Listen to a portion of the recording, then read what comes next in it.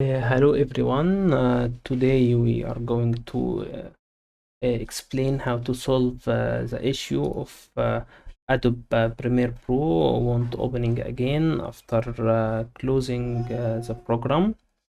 Now we will open the program for the first time, working without any issue. Okay, let's say you did any project here, but we will not go through this. We'll just close the program. Now to the issue. When we try to open the program again, unfortunately it's not opening. So how to solve this problem? We go to the task manager, details, and here you will find the Adobe Premiere Pro.exe. All what you have to do is just end task the program,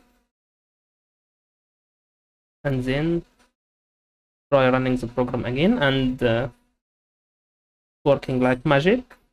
Of course, I understand that maybe this is not a final solve to this issue, but at least it will make you able to reopen the program again easily without having to restart your computer. Have a nice day, everyone. Goodbye.